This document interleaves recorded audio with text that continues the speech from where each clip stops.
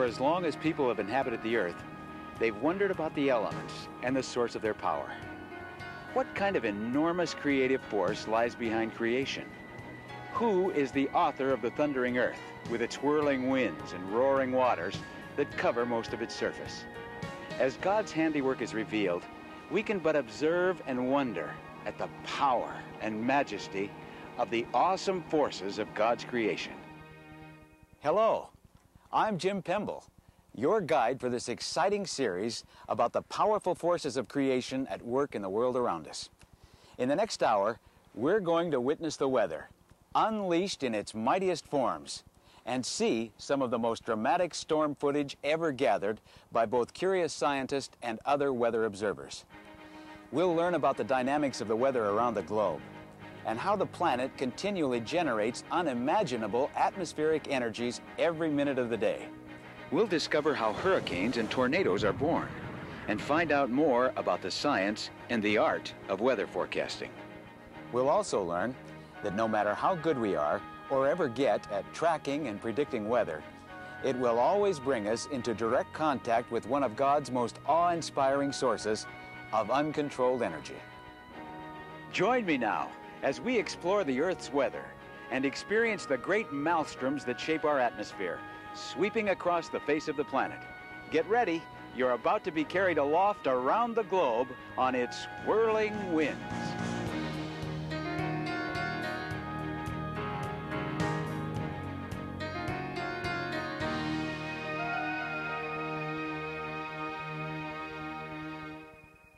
Weather is at the heart of everything we do. The success or failure farmers have at growing our food, our ability to navigate the oceans, skies, and across the land, where and how we build our cities, the kinds of occupations we choose, the way we dress each day, all are fundamentally determined by the weather. What drives this great machine of wind and water? And how is the weather made? I think that the power of storms is kind of, in a sense, a humbling experience. It shows you that you are a human being and that there is someone a lot greater than you that has a lot more power than you. I think it makes you realize, too, that you really do need to put control in your life into God, because obviously there's there's a lot of power that He has over your life. I think too the power of wind and rain is so indescribable and can sometimes be so tremendous and so awesome that it's something that many people just they have no explanation for it other than that someone else, something greater than us, must be creating it. We live at the bottom of an ocean of air 50 miles deep. This bubble of transparent gas is as thin as a sheet of paper relative to the size of our globe. The air is never still. Its layers, troposphere, stratosphere, mesosphere, and thermosphere, continually move in streams, whirlpools, eddies, and swirls. There are several reasons why. First, the planet itself is spinning, which sets the air in motion. Different currents of air travel at different speeds, sliding along next to one another, ruffling each other's edges. The driving force of the weather is the sun. It provides the heat that gets the whole atmospheric engine running. It typically shines near the equator, varies a little bit where the maximum is, and of course there's very little sun at the poles. So you have this tremendous heat source along the equatorial regions of the globe and very cold source in the poles. We have the atmosphere always trying to reach a balance, and you can see already we have an imbalance with the cold north and the warm at the equator. So what happens is you try to get the warm pushed north and the cold pushed south. Well, when the Earth is rotating, that adds a new spin on things, so to speak. And that combination of the balancing forces and the spin of the Earth is what really creates our weather. What we experience here as weather, then, begins out there 93 million miles away. It's the sun's energy, along with the motions of a spinning globe, that act as a catalyst, putting the wind and water of the world into motion.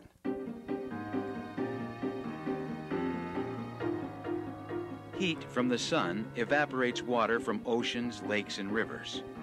This warm, moist air tends to rise, while cooler, dry air sinks back to the surface.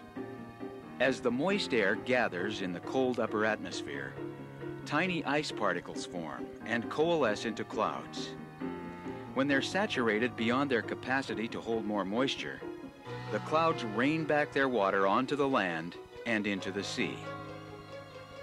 Working in concert with the cycle of evaporation, condensation, and precipitation, as well as the earlier factors we examined which influence the flow of air around the globe, is the tendency of air to spiral into areas of low pressure and out of areas of high pressure in a never-ending search for equilibrium in the atmosphere. High pressure is basically an area where you have anticyclonic flow, or flow that's basically clockwise. And in high pressure areas you have sinking air, and so that weight of that sinking air at the surface is what creates a high pressure. In a low pressure area you have cyclonic circulation or counterclockwise circulation, and air is moving into a low at the surface and then rising up. And the low pressure areas is where we find all of our weather, or most of it, because that rising air cools as it rises, and that is really the mechanism behind cloud formation and precipitation formation, is that cooling process. A very simple way of looking at that is that cooler air can hold less water than warmer air. So if you take a warmer parcel of air at the surface, lift it up and cool it, eventually it's going to come to a saturation point because it can hold less, that cooler air can hold less water. And if you continue to lift it, the water will continue to conglomerate into droplets, and the droplets will adhere together and become heavy enough to fall out of a cloud. Temperature, motion, moisture. These are the basic characteristics that define the Earth's weather, especially the storms. But what is it that makes an ordinary rainstorm become one of the many types of powerful weather events, cyclones, typhoons, hurricanes, and tornadoes, that send us scurrying for shelter when we know they're on their way? We saw the tornado in the distance, and when it got closer, we went to the cellar. And when we could hear and feel that the wind had slowed down, we came out, and it was a little bit northwest of us, and where the main part of it, I'd say the eye of it, was about a mile from our house, and it was the most fearful looking thing that I had ever seen in my life. There were streaks of red and green, light red and light green streaks in with the blue and light color, and you could see the whirling of it, and it was making a lot of noise. A typical thunderstorm releases 125 million gallons of water and discharges enough heat to supply the entire United States with electricity for 20 minutes. The Earth is alive with up to 2,000 storms at every moment of every day, which collectively flash about 100 discharges of electricity a second. More than 8.5 million bolts of lightning a day. The whole atmosphere is very slightly charged, and the whole globe, it's called the global electrical circuit. When a thunderstorm develops, when a cumulonimbus forms, the updraft takes the air from near a cloud base and near the ground, raises it up and takes it up into a level of the atmosphere where it doesn't belong, literally. You must have a vertical connection in the cloud that reaches high enough that the cloud has some part of it down to about 10 or 15 Fahrenheit. And when this water is injected very quickly in an updraft, the best way is in a thunderstorm, up into the top of a cloud, that combination of water and ice is very electrically unstable, and in order to stabilize the atmosphere, the lightning flash must be formed. Once that initiates, then the charge starts to come down, and it comes in 50-meter steps. It comes down, looks around a little bit, and says, is there something for me to hit? If there isn't, it comes down another 50 meters, looks around in all directions, it doesn't find anything to hit. So it comes all the way down to the ground in these little steps, and little step leaders are called. And once it reaches very near the ground, objects on the ground are sending up streamers, and they're actually reaching out and saying, "Hit me." When that connection is made, then the visible light roars back up the channel, and that's the light that we see. Each flash, which can run as long as 5 miles, while being only as thick as a twig, is driven by up to 100 million volts, heating the conduit of current to 50,000 degrees Fahrenheit, 5 times hotter than the surface of the sun.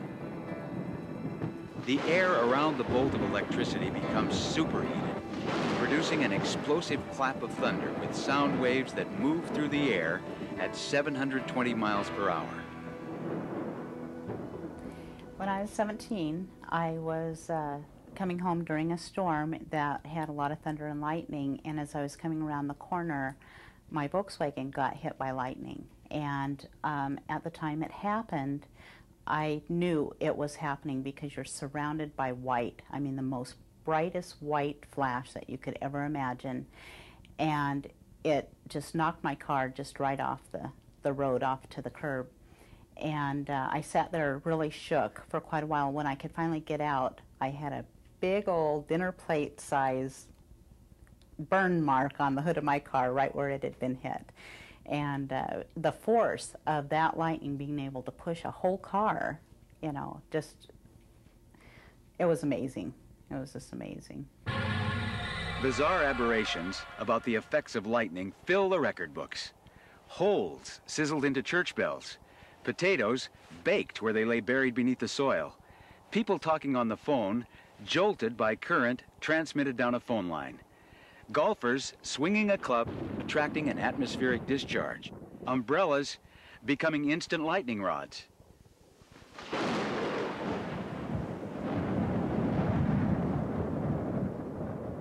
My most memorable experience in a hurricane was Hurricane Andrew. I was on a cruise ship, and at 5 in the morning, I was literally, my sister was with me, we were literally thrown out of our bunks across, you know, the cabin.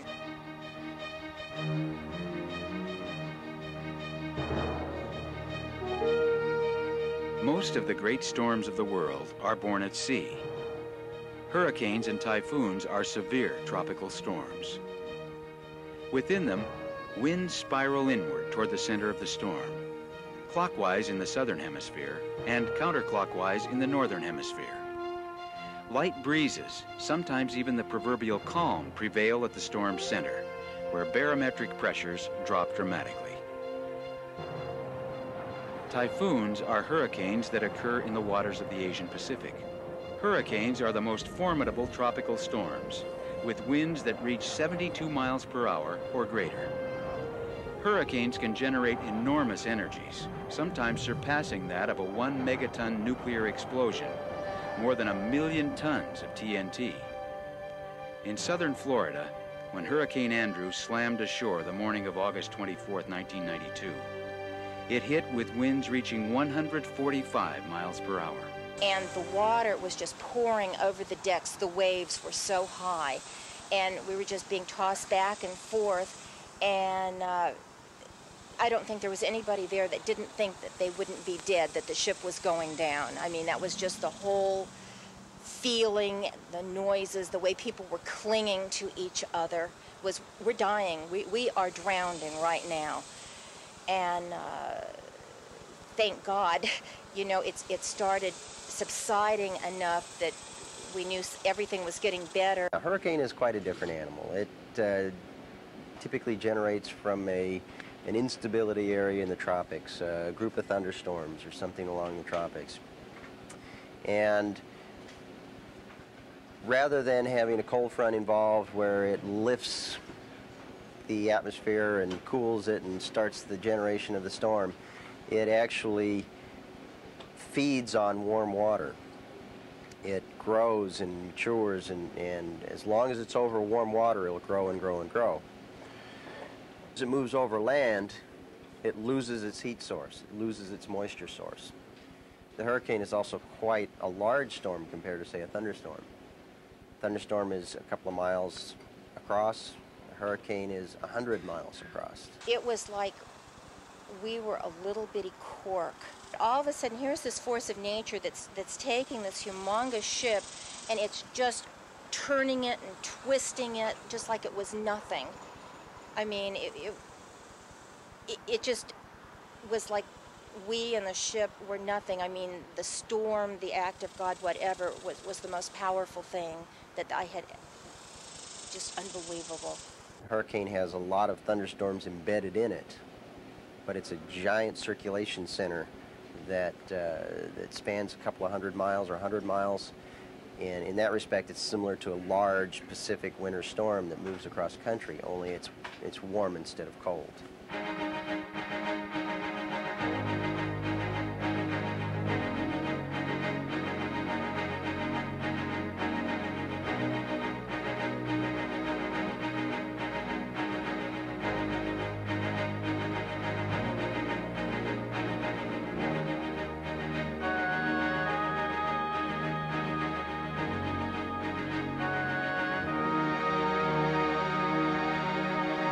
After it passed, it was just a numb feeling because you were so surprised to be alive. Not all storms and their whirling winds are born at sea. Those that are spawned at least in part over the land can be every bit as awesome as their oceanic counterparts. Storms that begin over the land are composed of the same basic ingredients as those that start at sea: clouds, rain, lightning, and thunder. Even the most unusual and impressive effects of a thunderstorm are dwarfed by what follows when it grows a concentrated spiral of spinning power called a tornado. I could see houses as it approached. It looked like someone had thrown a hand grenade inside the house, and they would just literally just explode. And when I saw the bank, the neighborhood bank, about a half mile away from us explode, then I knew that we were in trouble. I knew that we were going to get hit. I was coming home from my parents one evening around midnight, and there had been storms in the area all day, and it was raining really hard. And I was listening to the radio, and the news weathermen did say that there were some tornadoes in our area.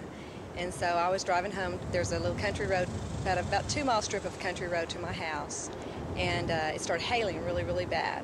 Many of us were huddled on the floor, and we were praying and saying and promising, and it was kind of exciting there for a while. There were some, actually, while we waited for the storm, we had about 15 minutes.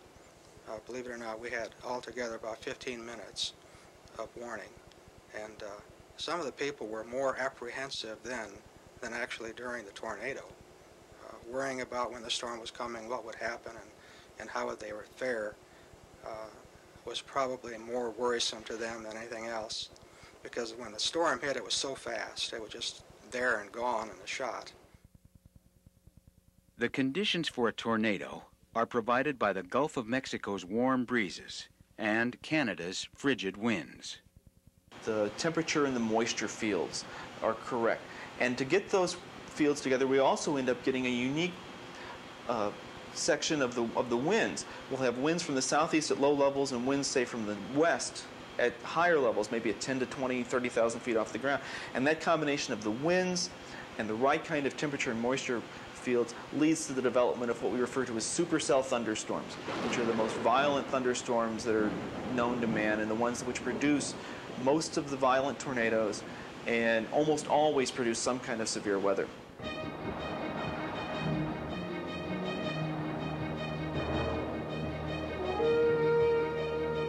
Tornadoes are born innocently enough. Warm, humid air rises from the ground in the morning, cooling into clouds sometime after noon, evolving into later afternoon, early evening thunderstorms. Gradually, a low pressure area is created in the middle of the storm, which begins to draw air in from the underside of the storm.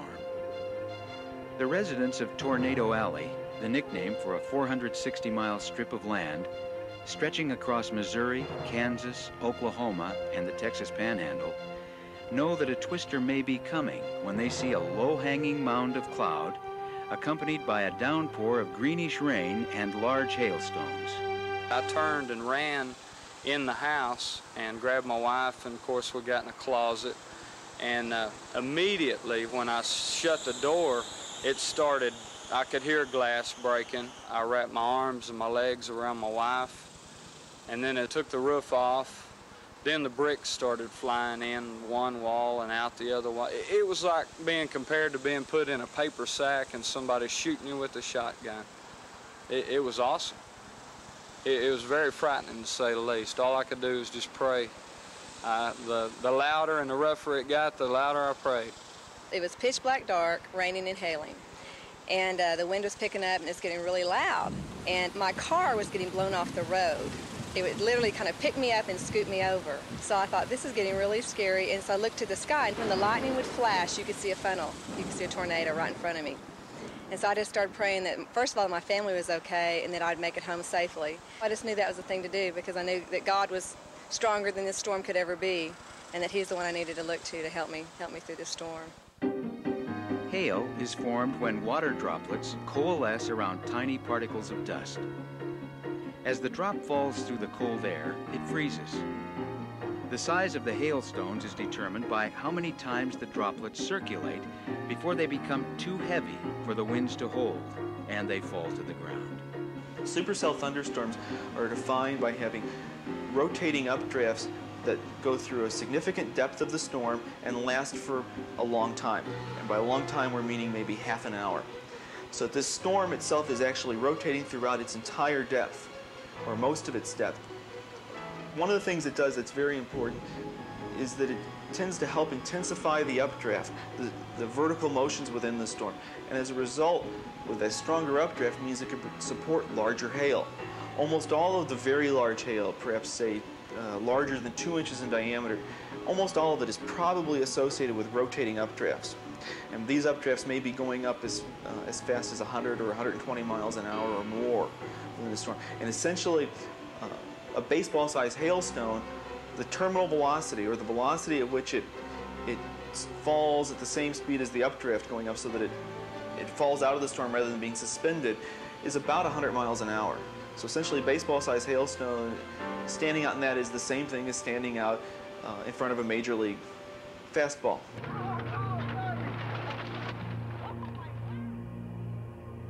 As updrafts spin into the cloud center, a funnel drops down and begins to darken as it picks up debris from the ground. Over land, tornadoes are invisible until they begin to pick up soil, becoming ominous black funnels. Over water, they appear as elegant waterspouts.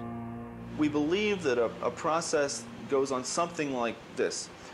Rotation develops at mid-levels in the storm, and this rotation is associated with the fact that in the environment of the storm, the wind changes with direction and speed over the lowest, maybe 10,000 feet of the atmosphere. And because of that, what we refer to as wind shear, there's a tendency for the air to be rotating around a horizontal axis. Much like if you threw a football with a spiral, it spins about the axis in which it's going.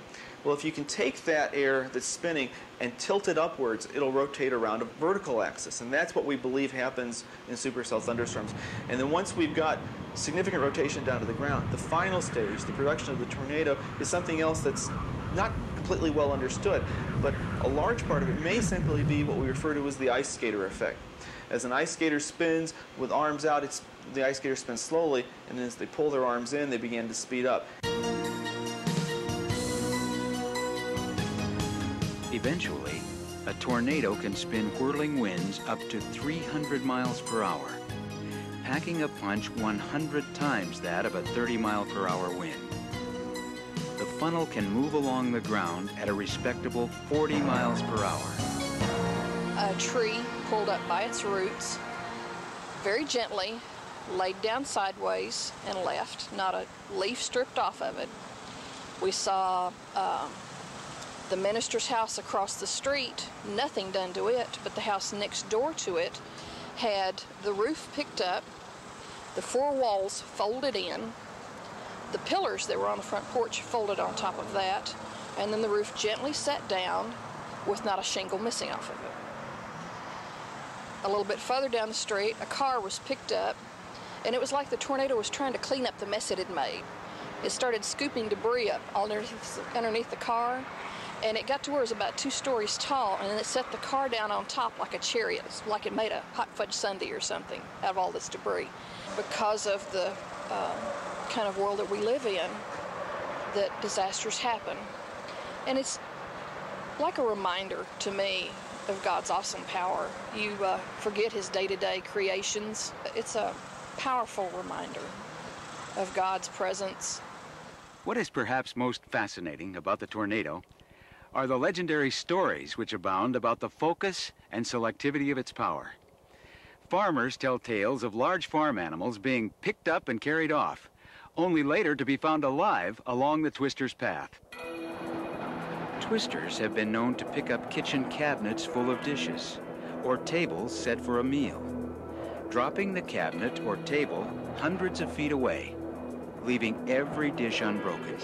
Pieces of straw have been driven nail-like into fence posts and telephone poles. A lot of debris now. Thunder. For that last CG. Moderate rains. Ooh, blew up the transformer. No wonder we look skyward with awe, and with a great deal of respect toward the forces that dwell there. With so much power behind each storm, it has been an understandable human preoccupation to find ways to predict the weather as far in advance as possible.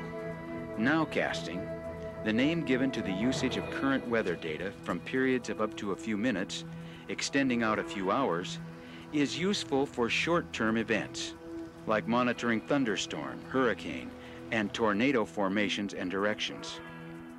Forecasting is still important for a broad range of reasons.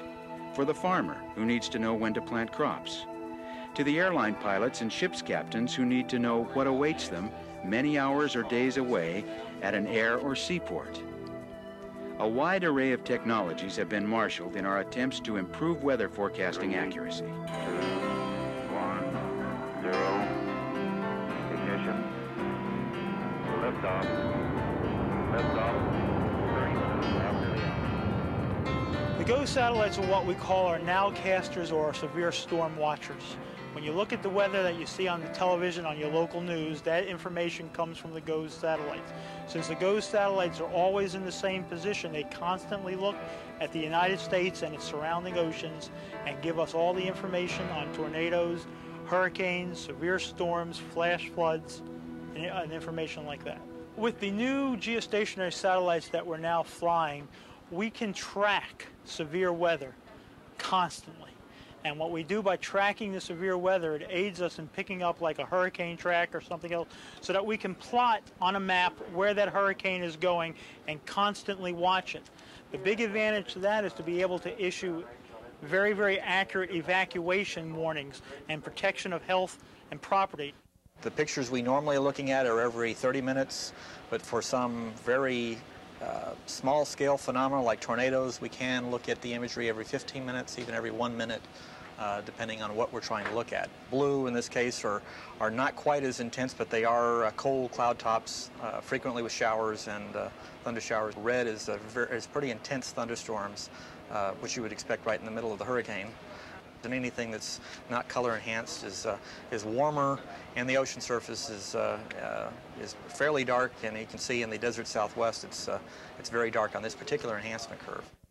We actually have antennas on the roof that can copy essentially all those satellites. Some of the data needs to be reprocessed.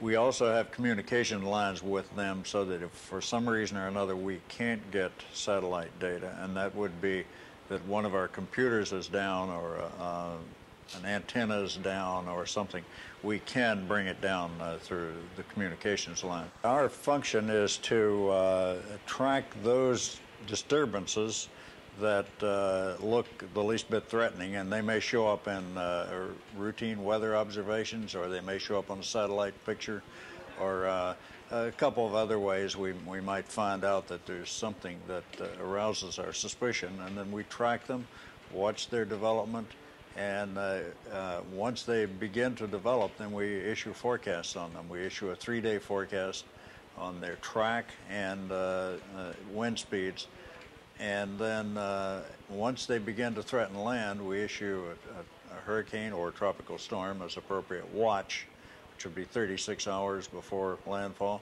and then a warning, which would be 24 hours before landfall. This part of the National Hurricane Center has a more varied group of products that it puts out. It puts out high seas forecasts for marine interest for the Atlantic and the parts of the Pacific, both north and south of the equator. Puts out aviation forecasts for a large part of the tropical Atlantic Ocean and the Caribbean, as well as a detailed aviation forecast for parts of the Gulf of Mexico. It also has aviation warning responsibilities, which are called SIGMETs, for areas in the Atlantic and the Caribbean and the Gulf of Mexico, as well as parts of the Pacific, for such conditions as severe thunderstorms, severe icing, severe turbulence, volcanic ash, and other conditions like that that might be very hazardous to aviation. We also put out several different map analyses and forecasts, including a large surface map of the entire tropical ocean from the Greenwich Meridian over to 160 degrees west. Between the hurricane work, the high seas forecast work, the aviation work, and our other duties like the satellite rainfall that we do for the Caribbean nations, there are millions of people living in our area of responsibility, and we're trying to take care of them as best we can. We're putting in a network of 160 radars to be the weather radar input for all of the federal government, and that's 3 cabinet-level agencies. We're using the Doppler principle. It's been used in defense to try to detect missiles and airplanes for many years, and we're now using this technology to look up inside the clouds and see the airflows. And for instance, if tornadoes is the threat we're talking about, we can see the rotation forming up inside the cloud. All of these radars work on the principle as you send out a pulse of energy, and a fraction of that reflects off of some target and comes back to the receiver. And the conventional radar knew only that, so it could tell you how much energy came back, and that could tell you whether it was light rain or heavy rain or maybe the possibility of hail, but it wasn't a great amount of information. Doppler radar not only gets that reflected signal back and measures the amplitude, whether it's light rain or heavy rain, but it gives you the wind velocity associated with that area where the signal reflected. So we can map those on a workstation and color and loop them, and we can see the wind flows and what the airflow is doing within the storm. And the Doppler radar allows us to see velocities within the storm. So we can actually tell that the storm, what the airflow is doing within a storm, see that it's rotating, and see that it's one of these storms that is capable of producing significant tornadoes. The National Weather Service is going through a major modernization and restructuring. Began back in the late 80s and will go through the 90s. The new workstations that we have were developed by NOAA's Forecast Systems Lab in Boulder, and we're using those the way the new AWIPS, the advanced workstations, will be used in the future. The National Severe Storms Lab has operated a number of field programs in the past in order to go out and investigate kinds of storms, particularly tornadoes.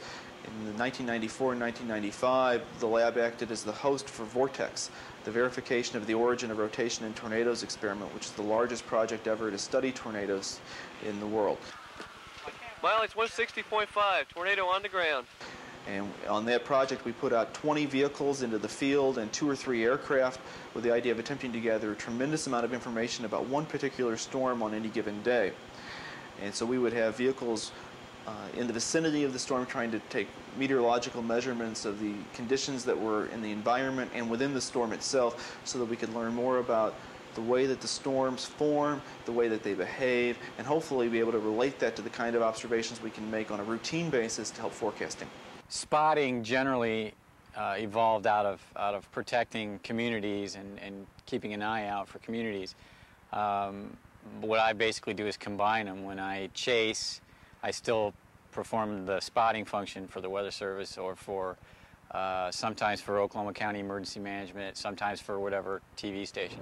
This is Newcastle, Texas, from the 28th of May, '94. Just after I got out of town and rounded this curve, here's this monster tornado hanging out of the backside of this storm.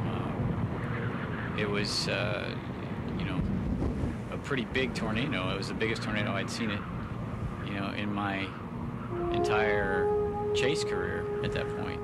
I'm really not sure why or how that interest was formed, but it's been pervasive through my entire life. It's that, you know, I can't stand to have a storm anywhere around and not be able to see it safely. So, and I want to see as many of them as I can, and they never get boring, and no two are the same.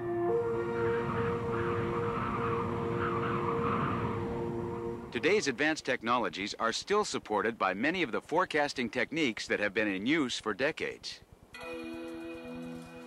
Three-dimensional snapshots of the atmosphere are gathered from weather balloons released twice each day from hundreds of locations worldwide. The balloons carry radiosonde, which measures temperature, moisture, pressure, wind direction, and wind speed at various atmospheric levels as the balloon rises. Regardless of the source of the information, from advanced radar systems to people observing storms in the field, data is gathered on a worldwide basis and fed into today's supercomputers. Three-dimensional numerical models are created by the computers, with the goal of studying the destructive forces generated by severe storms. The computers are able to simulate the complex airflows that occur within thunderstorms, tornadoes, and hurricanes. In this example, warm, moist, low-level air approaches from the southeast and is propelled into the existing updraft. Cooler, drier air enters the storm at mid-level from the south and west, sinking to the bottom of the downdraft. In this simulation, colored particles are generated by the computer so that an observer can track the complex flow of air in a storm. Orange particles represent warm, moist air as it rises. Purple particles represent cool, dry air as it falls. Here, meteorologists are able to study the rotation of the winds in and around the storm. Weathercasters look for patterns that might give birth to tornadoes in America's Midwest. Hydrologists look for ways to predict conditions that will lead to floods. Typhoon and hurricane watchers try to collate data that will save lives along coastlines and out at sea. Nonetheless, the causes and effects of weather don't reveal themselves easily. They surface occasionally, even randomly, then disappear, like the eddies and swirls of a stream. This is where the chaos theory enters the picture, as the eternal modifier of our ability to ever predict weather with 100% accuracy, or anything even close to that. Chaos devours predictive efforts. Gravity, waves, and other oscillations shake weather models out of synchronization. Forecasters only half-jokingly call the phenomenon the butterfly effect. The idea that a butterfly stirring the air today in London can transform storm systems next month in Manila. Because of small things like that that can't possibly be replicated on a computer or in some sort of an atmospheric model, a lot of people believe we'll never harness the weather.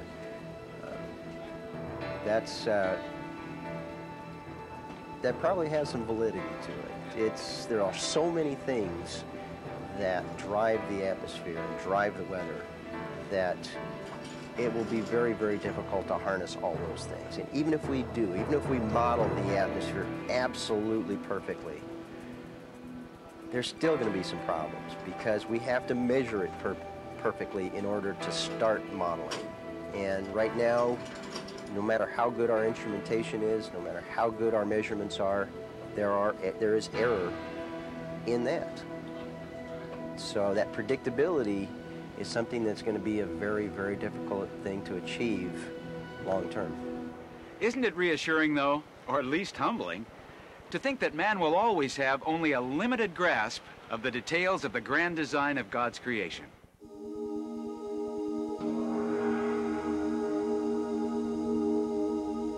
One of the important discoveries we've made during the course of this program is that an understanding of the divine origins of creation can be reached through scientific inquiry.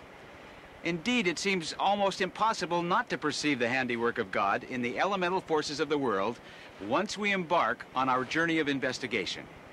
The undeniable evidence of divine authorship is everywhere around us. Even the most casual observer of the world can see the love and wisdom at the root of all creation. Many of the scientists we spoke with had their own deeply personal ways of appreciating their encounters with the awesome forces of God's creation. The most memorable storm for me is April 26, 1991. It was a day in which there were several supercells that produced long-track violent tornadoes across northern Oklahoma on up as far as almost the Nebraska border. And I realized probably maybe after watching that one for 5 minutes that this was something that however long I go out and look at tornadoes, I'm probably never going to see anything that's going to be bigger or more intense than this one. And that I'm going to have a better look at it. And so I realized at that point that this was just something to watch and to sort of just see, knowing that, you know, if I do this for 30 more years, it's not going to be bigger than that one was.